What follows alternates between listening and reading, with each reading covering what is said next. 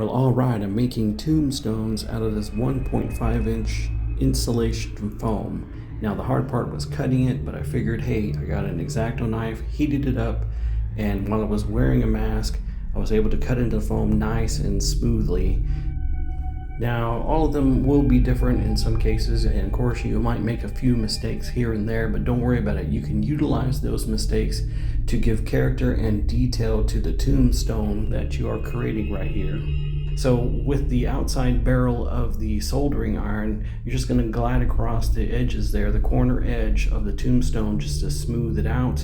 And then I'll also show you that I'm using it on the very top and side edges of the foam as well to give it this kind of like rugged stone look. So here I'm showing you what it looks like, and the foam right there after it's been heated is very hard to the touch, like almost like a plastic.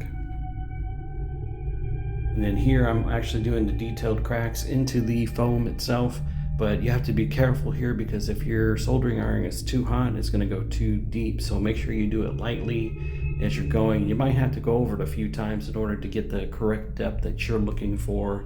And also here with the edges too, you know, you can see how it starts off white, then it starts to get that darker color, and this is me putting that detail into the sides and top of the foam itself.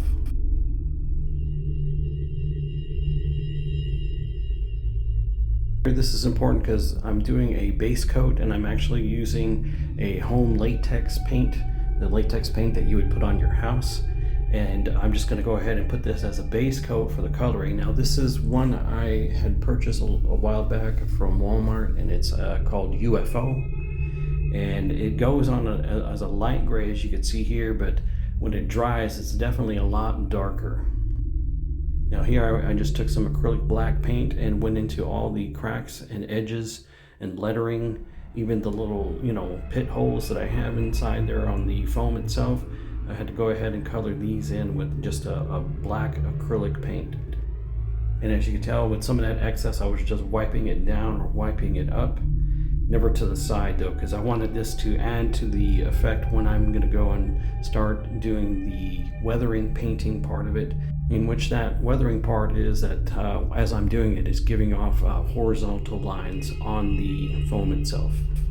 And yes, these are materials that I have just laying around in the garage, and I'm just trying to use them up because I got to get my money's worth, you know, hey, I'm on that budget kind of thing, but that way it doesn't go to waste as well. And I'm actually doing all this work from the garage or the backyard, you know, kind of like going back and forth.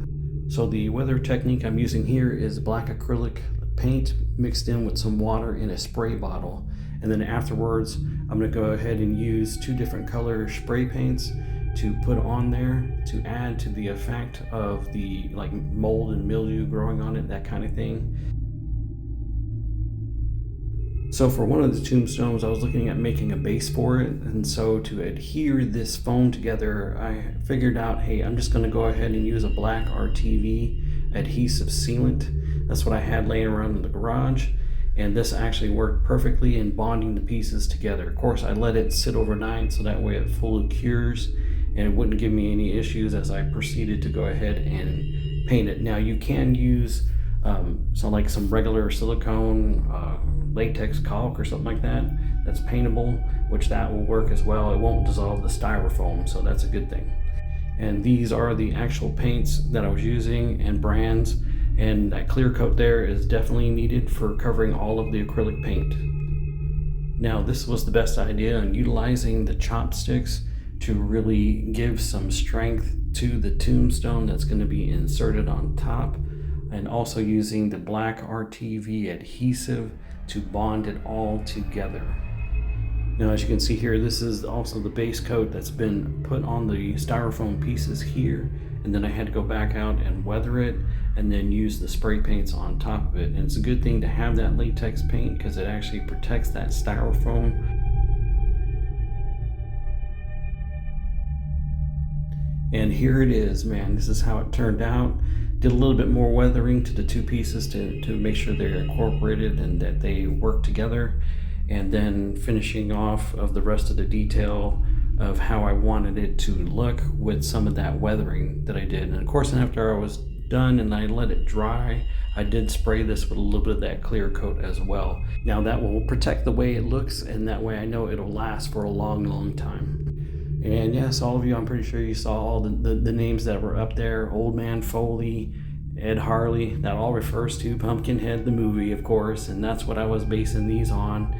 And man, I really like the way this turned out. They turned out really cool, but of course, you know me, I like things to pop a little, and so bam, I had to use some of that glow in the dark acrylic paint on here, so that way it reacts to that LED black light. And wow, man, this video does not do it justice. If you see it up front in person, you'll know what I'm saying. If you see it then, it looks really cool. Now that glow in the dark acrylic paint is actually more effective than the fluorescent acrylic paint, because that glow lasts for a good while. And I really like the way things turned out. Again, like I said, that this camera does not do it justice in how you see it up front in person. So I hope you guys like this video, and I want to wish you really good luck with your project, and I hope it turns out as the way you want it. But remember, when you're doing something, you always want to make it creepy.